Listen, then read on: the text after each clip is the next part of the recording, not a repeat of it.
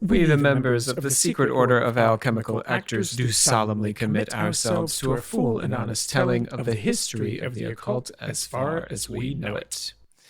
Hey everyone, my name is Dr. Rob C. Thompson, joining you as usual, your supreme hierophant. Today is an interview episode, so Luke Kinnaman, our producer Discordia. Hey, what's up?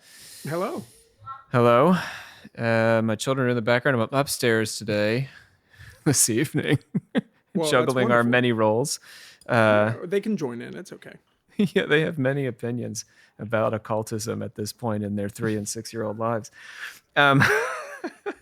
So, a bit of neo-paganism today. We've got a practitioner on board. Luke, tell us a little bit about our guest.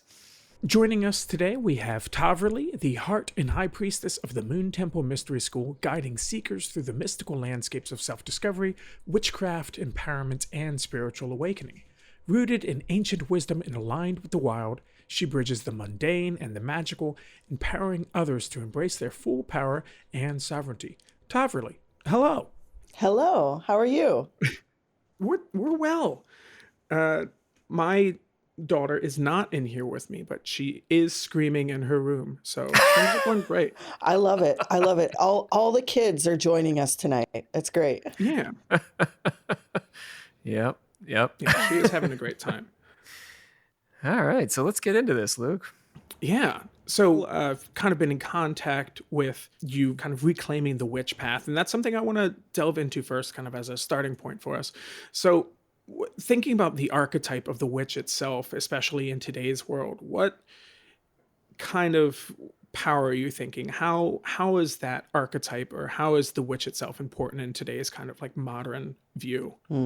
That's a really great question. And it's really interesting. You know, as a podcaster myself, I want to ask you a question, but I'll come back to asking you a question about that after. The archetype of the witch, right? This is a big topic. And for me to distill it down, I would say that it's really important for us right now as like humanity, really, to remember that we have something more than the devices that we're all connecting on.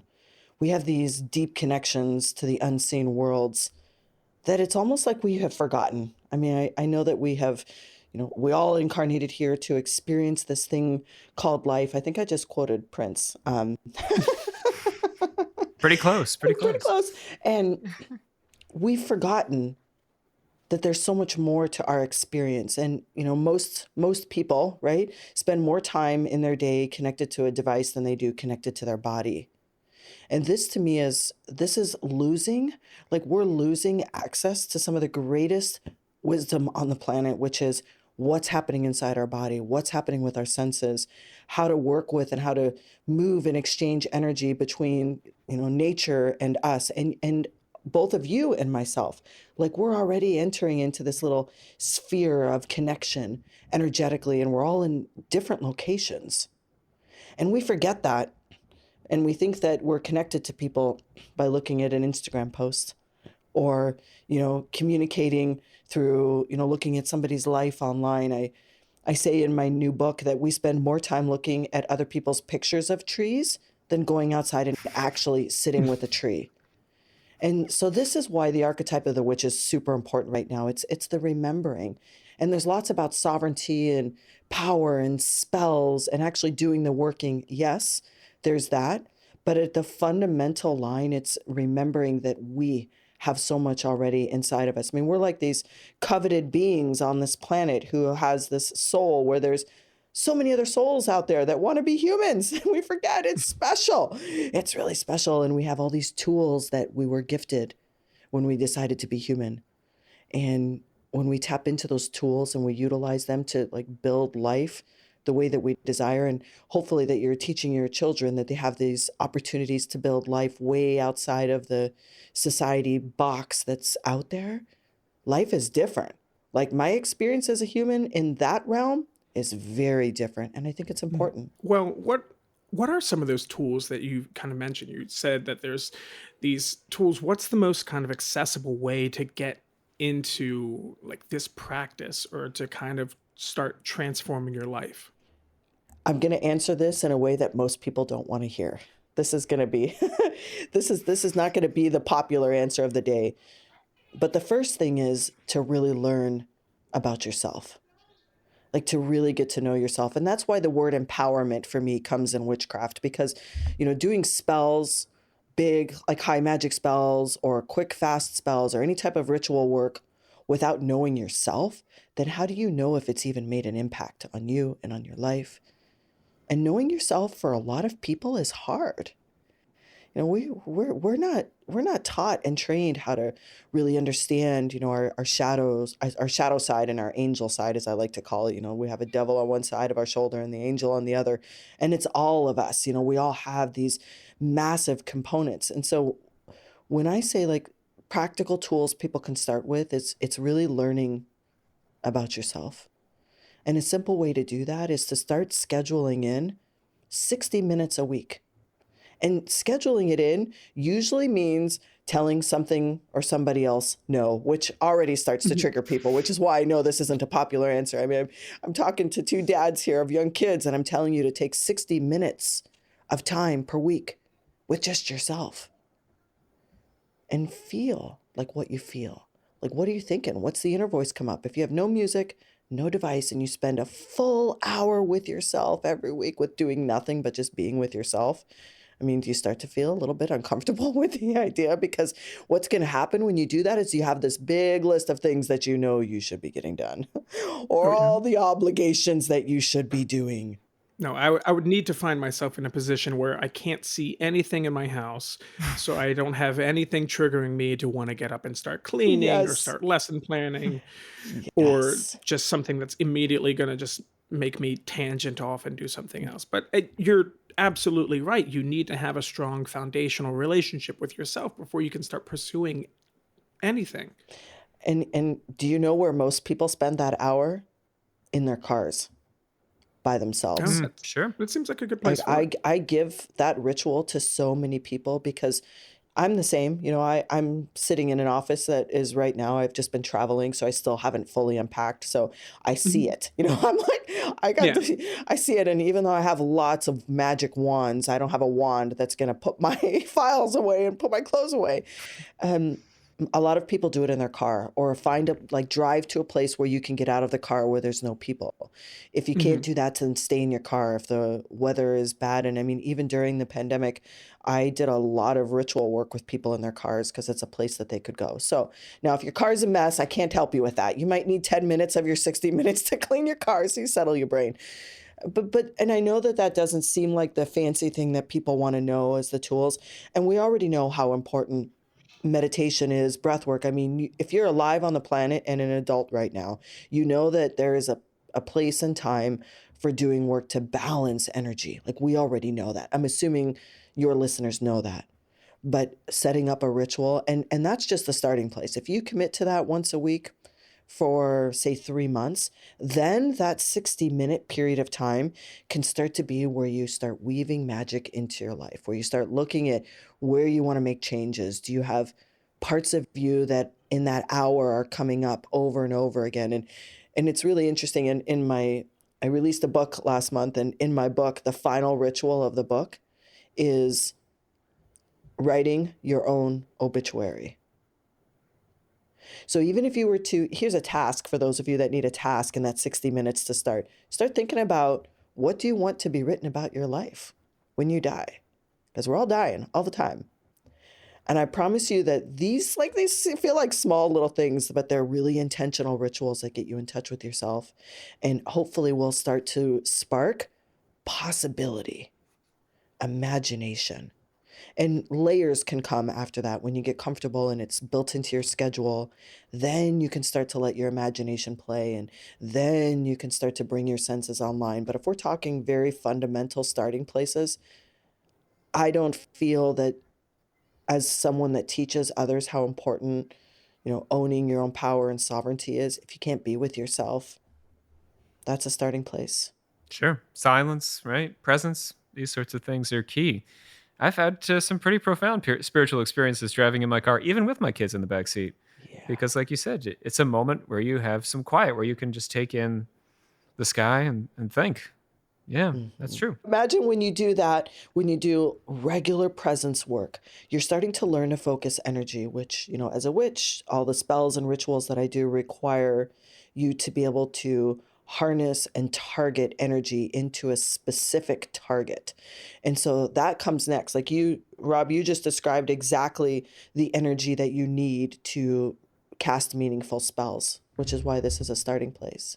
I want to go back. Luke said the word reclaim. So who are we reclaiming the witch from? And what are we reclaiming specifically? Well, I'm sure on this show, I don't need to go in the history of the persecution of any humans that have created and owned their own power, because there are many instances just beyond witches. But, as a society, we have a history in the last, however long time, as far back as most of us can follow in our lineage, of persecuting those that have used power erroneously or used power over. And so the idea of having power yourself makes people very nervous. And that's because there's so many versions of skewed power out there, that the idea that we have power, I mean, to me, the most powerful thing that we have is choice. Just even reclaiming the idea that you do get to choose your thoughts. You get to choose how you spend your time. And I know I could go on a lot of things that we're going to choose, and I know people will have resistance to this idea, but we are choosing all the time.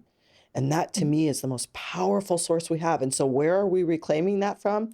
Well, we're reclaiming it from, society, from religion, from government, from places where we're told that this is the list of what you need to do to be happy. Is there this idea then that we have an inner power, a kind of consciousness power, and that we've ceded that to something external, that, we tend to overvalue the external power, the governmental power, whatever, the president, this, that, and the other. And that causes us to forget that we have an internal consciousness, personal power. You know where you can see this so clearly is on Black Friday, Boxing Day. Okay. Right? Go ahead. Right? You want to see how many people have given up their personal power for something outside of them? Go to a mall, right? The day after Thanksgiving. Look at the amount of packages that are delivered on doorsteps all the time. We are, and especially I'm talking about in North America, although I know that lots of parts of the world are this way. We have definitely given our power outside of us in terms of what we buy, the job we have, the status we hold, the way that, we fit in. That's how we've given our power away. Now, I'm not saying you have to give up all of those things in order to reclaim power. I'm saying that when we bring power inside of us, then the meaning behind what we collect, what we buy, what we do, what we choose changes. Yeah, I love this tension. It's very interesting, right? So you're talking, it's making me think about this sort of like perennial philosophy, Vedantic kind of like surrender of the ego, but you're also talking about claiming personal power. It almost feels like these are in tension. How do we reconcile this? Yeah, it's a great question. Reconciling polarity is our job as humans. This is our job. I mean, we signed up to live in polarity all the time. We can hold the tension of all these different things, because that's why it's called the mysteries. If you hold the tension of knowing that your days are numbered, that you're going to die at some point, could be any time, really. I mean, I'm a seer, but I can't see when you're going to die. I can't see when I'm going to die. I can hold that tension at the same time as hold extreme joy. They're different, right? Because a lot of people, when I start talking about writing obituaries and doing blood mystery rituals and spells, people start getting very nervous. But really, the reason why we do that is to push us towards the polar opposite, which is joy. Now, polarity exists in all things. We need polarities. This is part of the reason why we see such, dark entities that come into the human experience that we have. It's to really put us in a position to choose. It brings you back to choice. And personal powers, I mean, I love that we're having this conversation. First of all, I love it. I also love thinking through the idea of where our ego sits in power.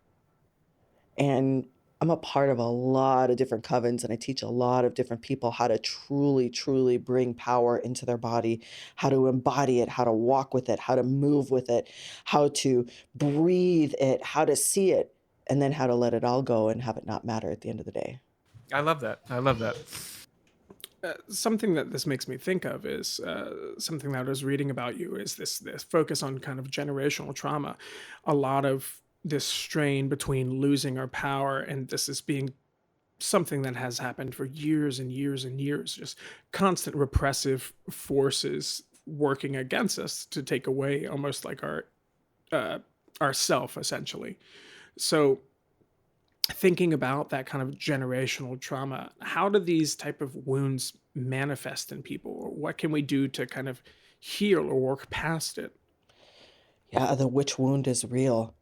And I mean, you don't have to call it a witch wound if you don't want. I call it a witch wound because it's the wounding of when you have been seen for being and you get persecuted for being seen.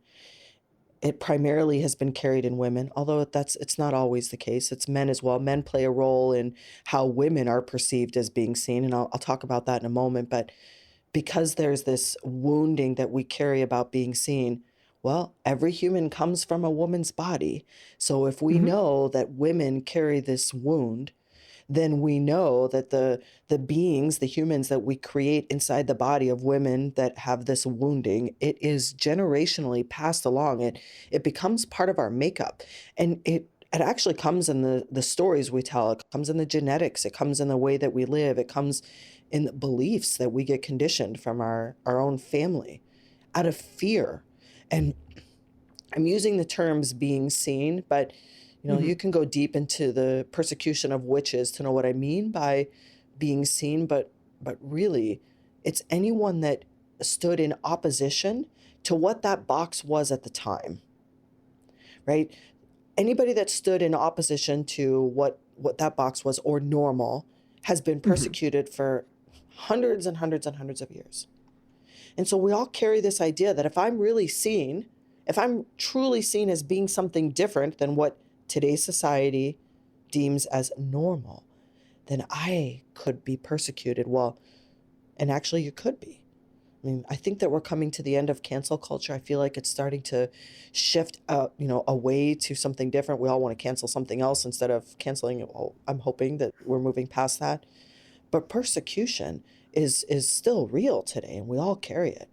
And how it starts to show up is specifically, and I'll talk about women specifically, a lot of sister wounding occurs for women, right? We're bred to compete. We're bred to be better, to look a certain way, to be that society's normal. And it comes from the time that we're little. I mean, you both have little children, and you know that this is conditioned into our children, which means anything that they have that's special about them, that is the non conforming artistic side of them that makes them special, they're going to be made fun of. They're going to be told that's not the version of normal. To me, this is what I call witch wounding. We'll just say wounding Hmm. of being, we'll just say the wounding of being seen goes back generations and generations. Now, there's very few people that are raised with a family that says, yes, go be yourself, go be seen. Trust, let other people can take up as much space as they want because their taking up of space is not going to impact your ability to take up space. None of us are taught that. It's until we get to this age, especially when you look at the next generation, like who you're raising, you don't want them to have that as their only opportunity. And so I address these wounds that exist because to me it's really important that we offer an alternate idea, because to me to be normal is to be average, right? That's and I mean, trust me, I was raised that way too. I have children that are that way. I've grown children. I have grandbabies. I want them to feel good and safe to be able to fit in, and also feel good and safe to be seen. And we have to, dial in where that comes from. And most of us, at our age, most of us have parents or grandparents that lived through times where this was real. Like it was your life was in jeopardy if you were to be anything outside of the box. And I'm trying to steer it away from just witchcraft because it really is, it's way bigger than that. But anything Mhm. that's outside of the box of what's normal at that time, you could lose your life. We all It's very carry it. much a social ostracizing. Hmm. Anyone who is different is seen as a target almost. And so how do you handle that with your children when you want them to be free thinkers and you want them to be artistic and creative and not feel unsafe? I mean, I'll ask both of you because this is hopefully a conversation. You know, Yeah, I mean, absolutely. how do you address that with your kids?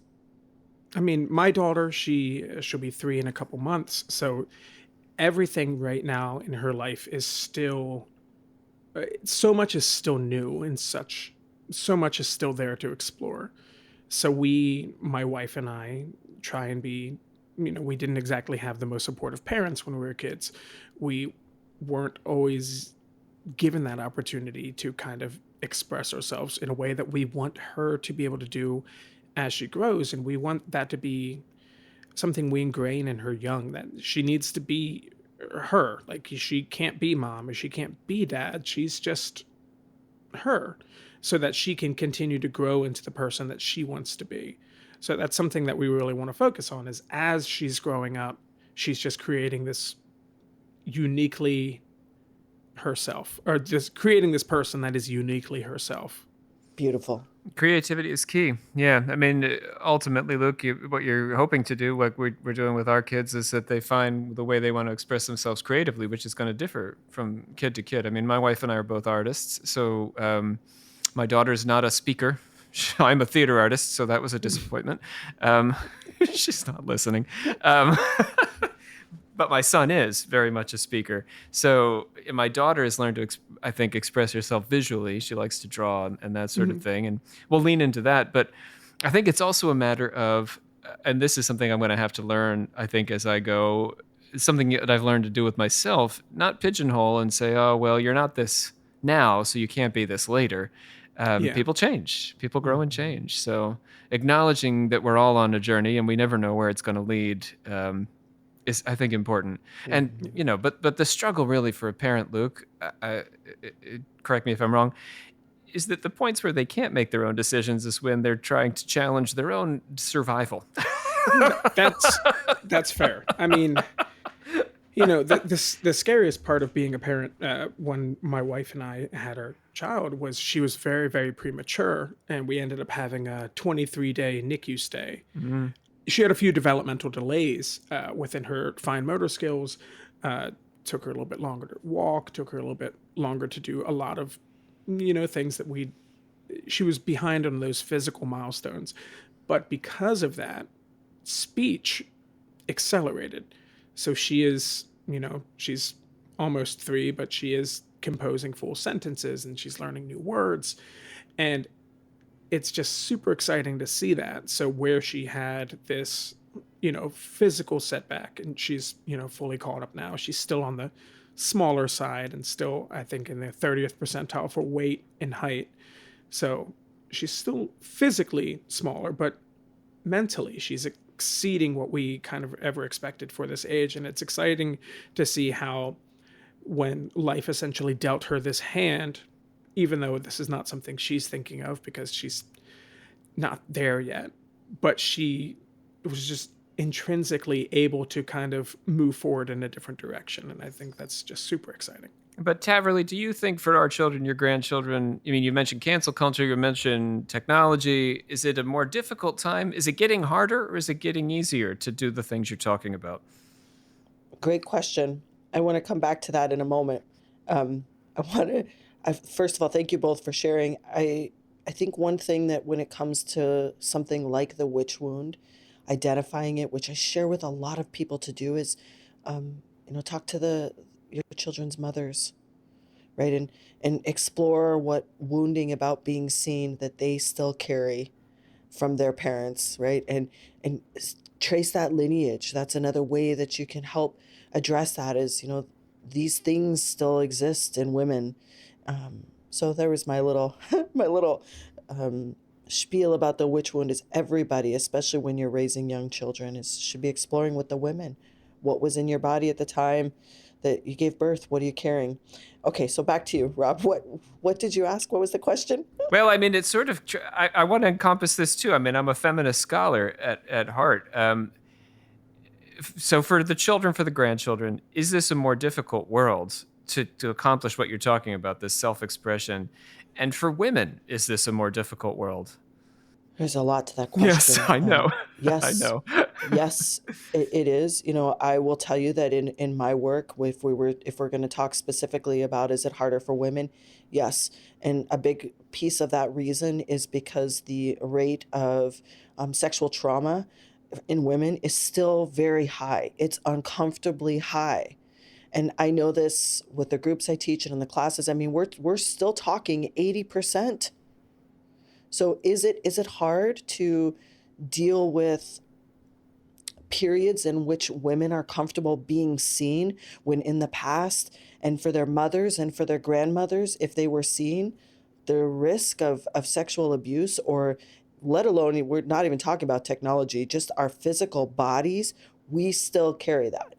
So if you look at your mothers and your grandmothers, you know that that percentage of 80% exists. And if they haven't dealt with that, they're still carrying it. So yes, then when it comes to being seen on social media or being seen in their work and whether or not they're going to get canceled, you're triggering that wound. Even just focusing on how people show up online, you're triggering those wounds, and they go back far. So yes, it's harder, and also in different ways, um, easier to experience, which is how I specifically want to say it. It's easier to experience the triggering of your witch wound now because we are so public, all of us. I don't think that you would find anyone from the ages of, it would be very rare, from the ages of 16 on that doesn't have at least one social media profile. So it's easier to experience it and it's harder to address it, which is why I'm doing what I do, because I want to help address it. It's important to me to know that we look at power, and we can't talk about power and sovereignty without talking about our connection to our body. We can't talk about connection to our bodies until we look at the women of our society and our culture who still don't have a connection to their body. Well, then we have to take that back and say, well, why? Okay, well, these wounds exist in us for a very long time, and it is possible to clear it. I'm not talking about, and yes, for those that are still carrying trauma, seek help for sure, of course, get trauma informed coaches or therapists, but it carries out in all kinds of ways. So even things like cancel culture, yeah, that triggers women big time because of the fear of being seen. Well, it's very much a double-edged sword in a way, or catch-22, because, like you said, there's a much higher exposure or like likelihood of this triggering of the wound, because you're constantly exposed to different things through social media. But at the same time, that also gives individuals the opportunity to connect with people like yourself and try Mm-hmm. and find some sort of guidance, or like listen to the podcast and use that to act as their North Star and kind of find their way. So it's definitely a blessing and a curse at the same time. Yeah.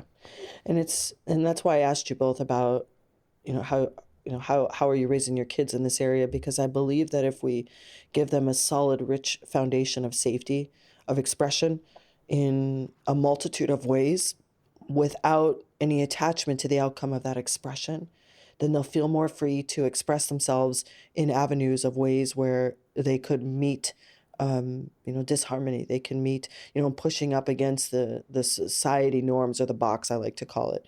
Um, Giving them safety to know that if you're going to show up in the world as your full self, you're probably going to meet a little bit of resistance at some point along your path, because not everybody knows how to show up in themselves.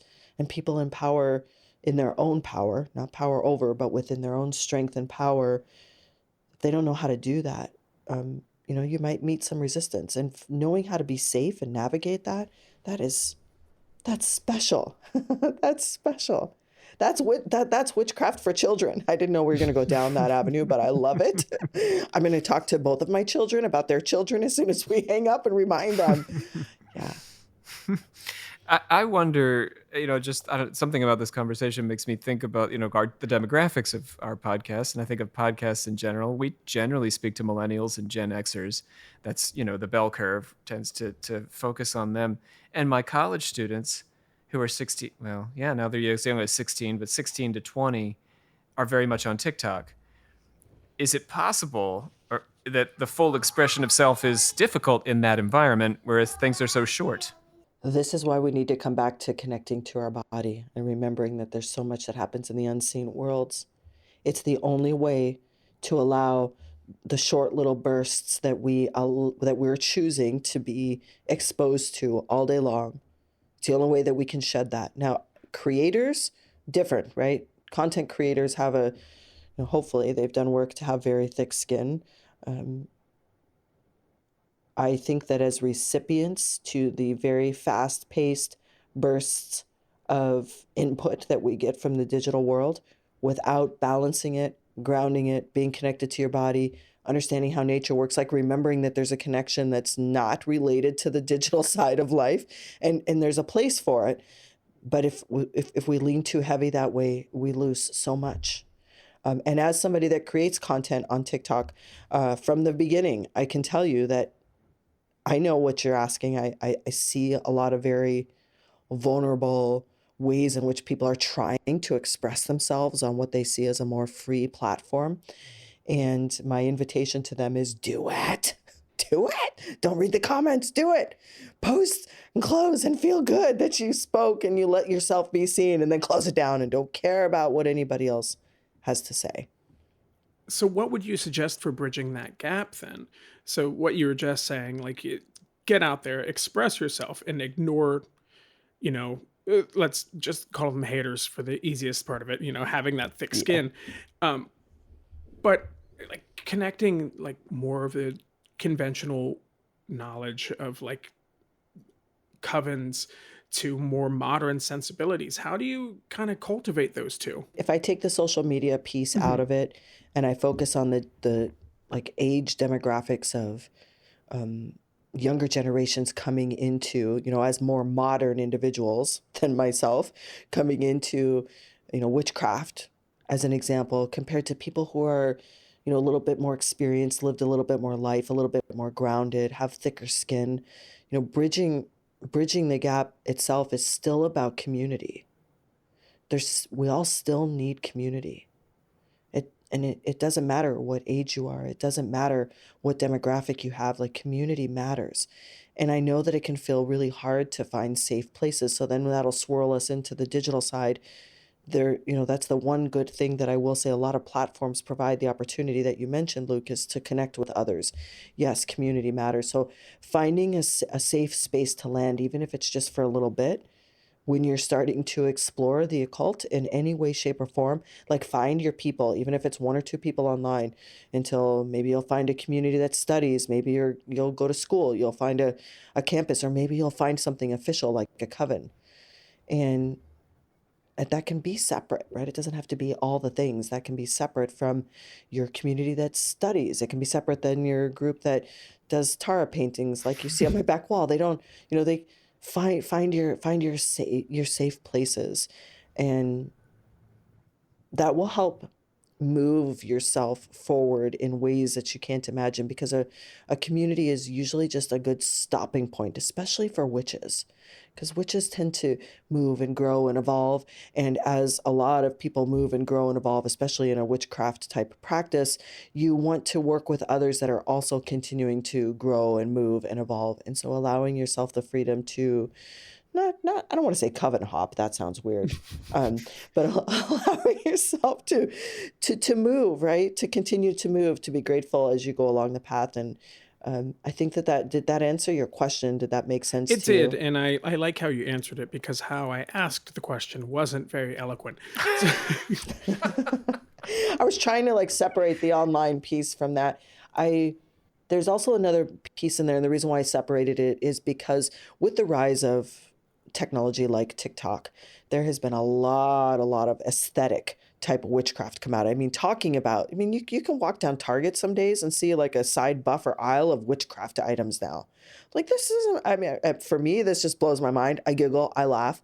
I still love it because to me, it's an Hmm. entryway.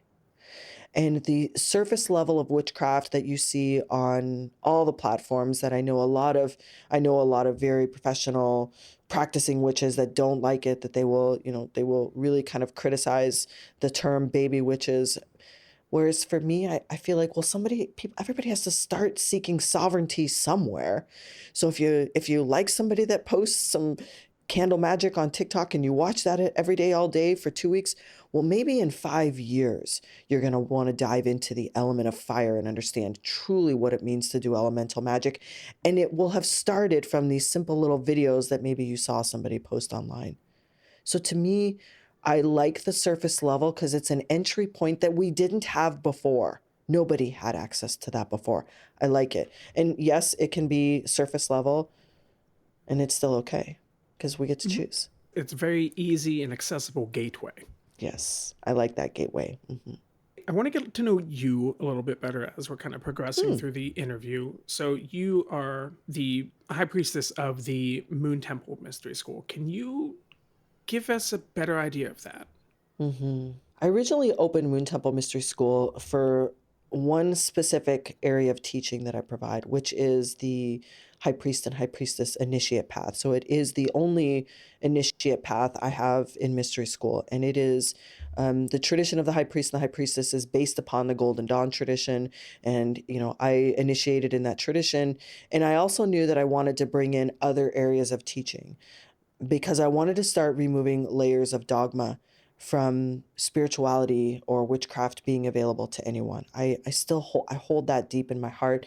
I feel like I'm still trying to figure out exactly how to do that because when you hold an initiate path, it is kind of a closed practice still per se. And all of the rituals that we do are still, I mean, even for me, sometimes when I share a little bit of rituals online, I don't share much, but when I share a little bit, I start getting a little weird feeling that, oh, these are supposed to be underground. These aren't supposed to be public. And I'm feeling, I'm like, who's watching? Nobody's watching. And balancing the sacred and the dogma has been something I've been playing with since opened Moon Temple Mystery School. Now, the High Priest and the High Priestess path, we run a couple of cohorts per year. It's amazing. It's the most transformative work that I've ever experienced and that I pass along to others.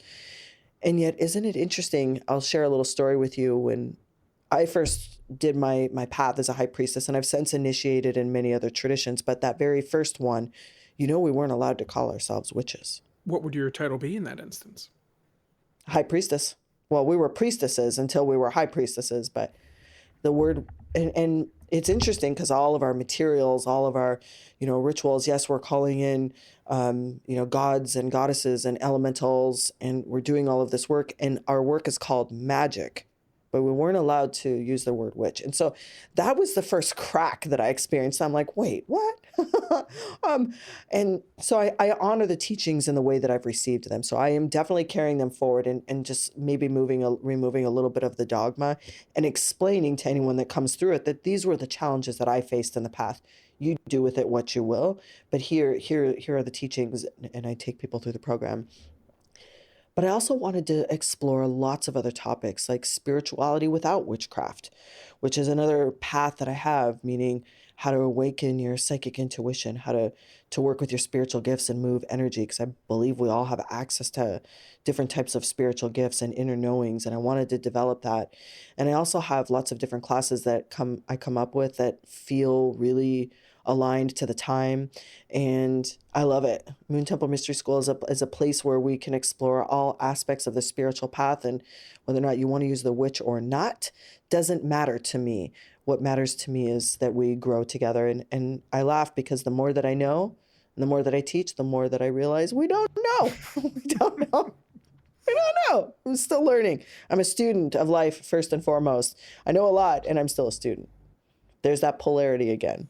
Yeah, which I think, and Rob and I can both relate as educators, even being in the classroom and sitting at the front of the classroom, we're both students, and I don't think any Hmm. good educator is ever not a student. You never know enough. And don't you love that? Yeah. Yeah. Never know Yeah, enough. I think this is never. fascinating, though, because when you think about like Gerald Gardner on very early witchcraft, he was stealing from Crowley, Mm-hmm. and Crowley was stealing from Golden Dawn. I mean, not stealing, he was openly Mm-hmm. publicizing their secrets. But it never crossed my mind the way you talk about this to look back and say, well, wait a second, the Golden Dawn were witches all along.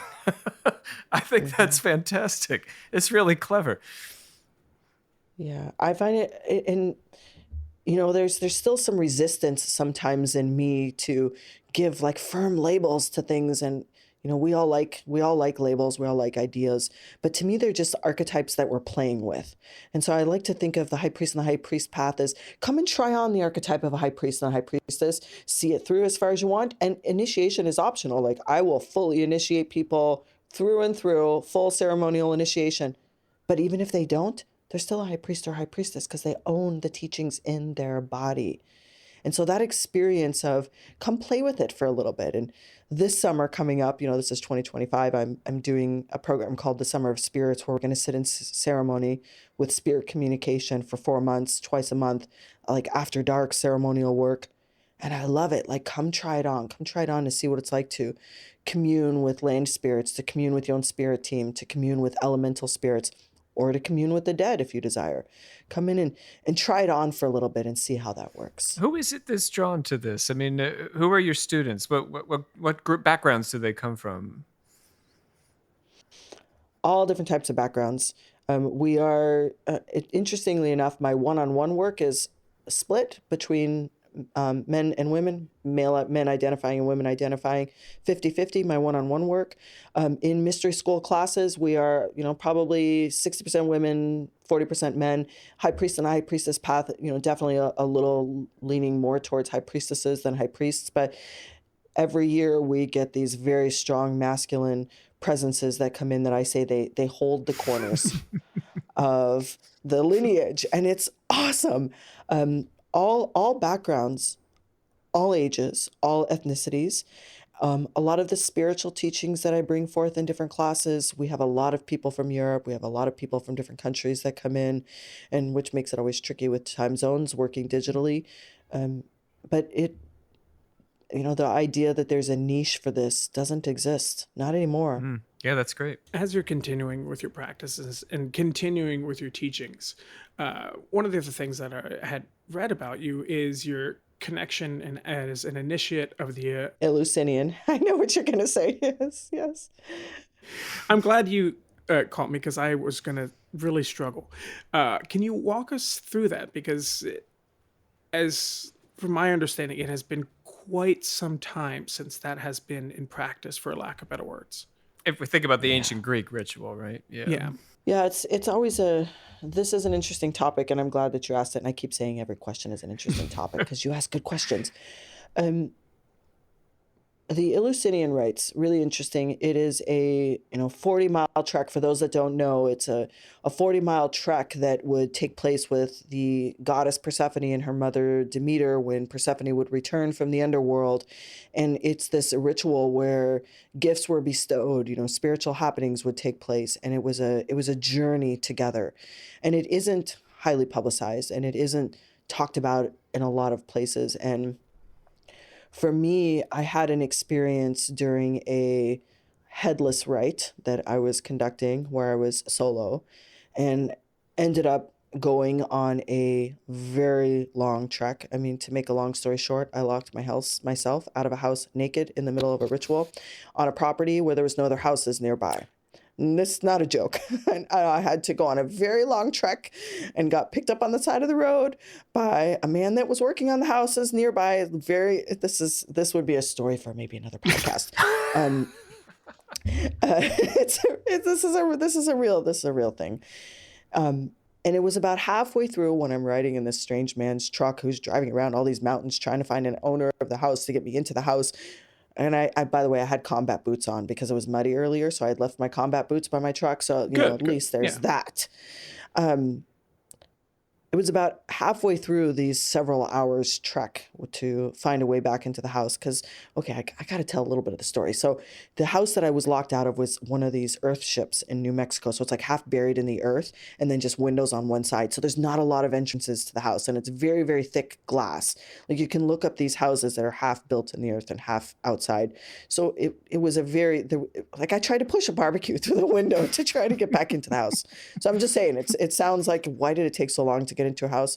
Well, it was 40 acres, right? So again, the Eleusinian rites they come in. I didn't know this at the time, but this was a real journey and a trek that wasn't until halfway through before I realized, oh, I'm in the ritual. Because I thought the ritual got interrupted and all the doors suddenly slammed and locked. I'm locked out and oh my goodness. And, you're sweating, you're naked, you have combat boots on, you get rescued. That's actually the only way I prefer to be naked is with my combat boots on. With combat boots Anytime on. I'm going out to get the mail, it's like early in the morning, stark ass naked. I've got my Doc Martens on. At least if I had lit a fire, I hadn't lit the fire yet. I was about to light the fire for the ritual outdoors. And by the way, it was a sky-clad ritual. So I was solo, right? I was doing a big sky-clad high magic ceremony. I was about to light the fire and whoosh, all the doors shut. It's a real thing. So it wasn't until halfway through getting rescued that I realized, oh, I'm in the ritual. Like the ritual is about death and rebirth. And I think I died 1,000 deaths of embarrassment in that period of time. And I realized, oh, this is the ritual.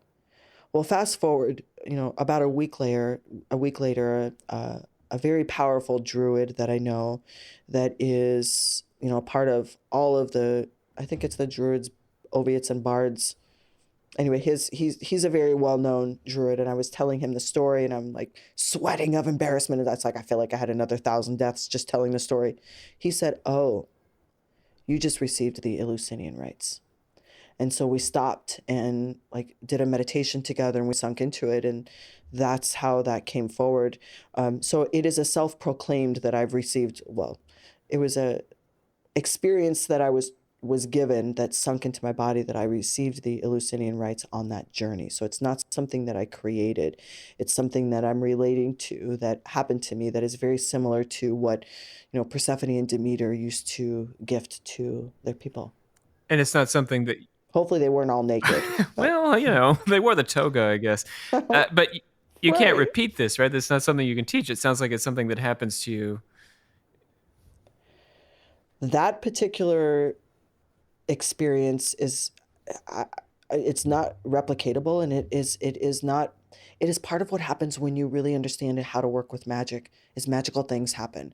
And that was one of the experiences where I surrendered to my inner knowing. I did all the pre-work, because to me, doing good spells or rituals is more important, the work you do in advance, not the time when you do the thing, right? The thing that takes 10 minutes or an hour, whether you do it in a coven or solo. The pre-work is where the transformation happens, always. And so that particular ritual was almost 3 months in the planning before I even stepped foot on this place that I rented to do the ritual. So the transformation had already began. So by the time I finished my ritual cleanse and did the ritual, I was already in it. I was already seeking this rebirth. Little did I know I had to die 1,000 deaths of embarrassment in between. You can't make it up. You can't, not only can you not replicate it, but you can't make these things up. It's too wild. Honestly, it might be for the best to not replicate that one explicitly the way it went Yeah. down. Yeah, I will say that I have done a headless rite since then, and one of my sister witches came. We just need a backup here. Interesting story. She had a hand on my shoulder. We wore ceremonial gowns instead of doing it skyclad. Funny story though, as we talk about how the magic happens in the moment. She had her hand on my shoulder, and I completed this other headless rite. And we went back inside. We were in this cabin again on this big property that I had rented. And we're back inside, and there's nobody around. You can't see any lights. It's in the mountains. And we're back in the cabin, and we look out, and probably 100 feet from the cabin, a fire had started in the field. That was not us. So within 15 minutes of us completing this, the second time I did the same ritual, I can't, there was no thunder, there was no lightning, there was no people, and there was this little fire burning right out there in the middle of the field. And so, of course, in our gowns, we're like filling buckets with water because we knew we worked with so much energy. We're like, oh, we just sparked a fire. Was not strange to us. I mean, in my world, it's not strange that energy creates change in the atmosphere. And so we put the fire out. But, I don't do it alone anymore. Lesson learned. So, as we kind of start to wind down a little bit, what future do you see for the craft itself? I know you're engaged with Witchfest, and it's something that is trying to continue like introducing people into witchcraft itself. So, where do you see things moving forward, especially in this new age of technology where things are constantly spouted at us and it's easier to be ostracized? If I take us off the witch path and move us like into the spiritual path, I think that you would both agree that we're in a time where consciousness is rising for sure. Like our planet is changing, our technology is changing. We, as a species, I believe, have access to higher levels of consciousness, or maybe the veil is just thinner between different levels of consciousness, or maybe we're evolving faster. I'm not sure, but we are evolving, and consciousness is evolving alongside us. So I believe that as we continue to increase consciousness, it will change the energy on the planet. And as the energy on the planet changes, or maybe the planet itself changes us, maybe the planet is itself energetically evolving, which is why the humans are evolving, or maybe it's both. I think that we'll continue to see more people start to dive into this idea that there's more that exists than just our day-to-day lives and this, human body that will die, that we have access to all these senses, that we have access to all these different energy fields, and that we can play more in the unseen worlds. And I think when people start to really play and understand what lives in the unseen worlds, it does lead to a natural idea of, okay, well, then what can I do with Mhm. that? And do I see some people still bringing that in and practicing witchcraft? Yes. I think that the way that we define witchcraft will continue to evolve because the way that we define witchcraft now, I mean, I'm a spellcaster for sure. I'm also a shadow walker, so I do a lot of work after dark with spirits, but not all witches do either of those things. So I think that the idea of what it means to be a witch will continue to be an evolution of, to me, it is sovereignty, power, choice, stepping out of the box. And as the box changes, we're going to continue to change. So I think it's just going to continue to become more prevalent.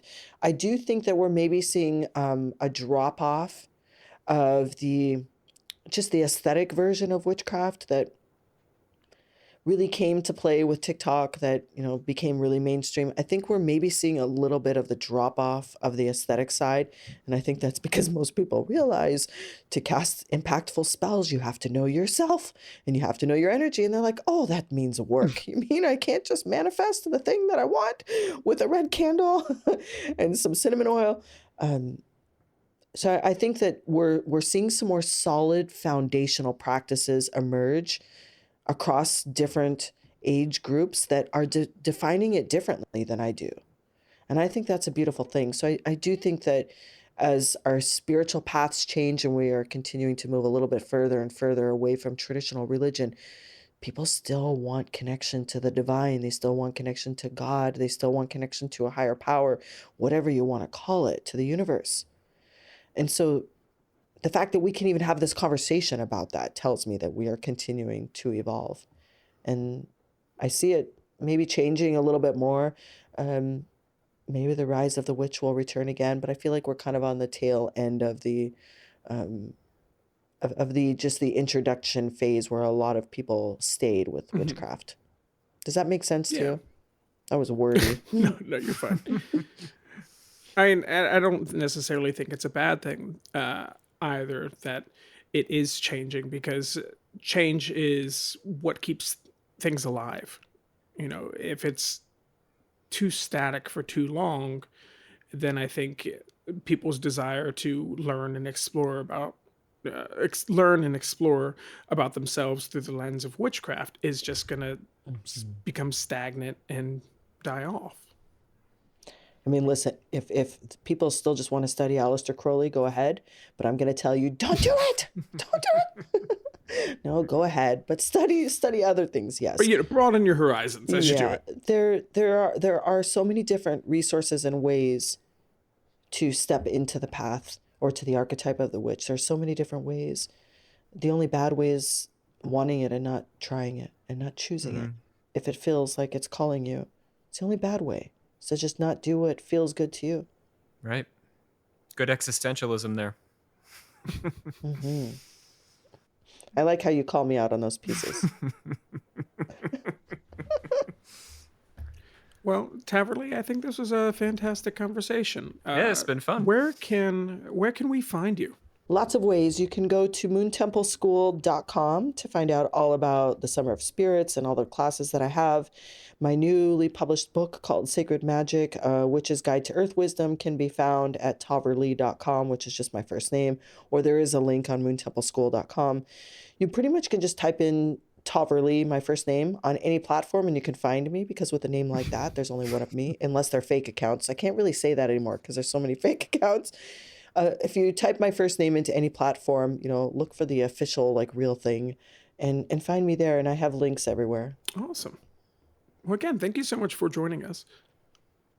Thank you for having me. It's been a pleasure.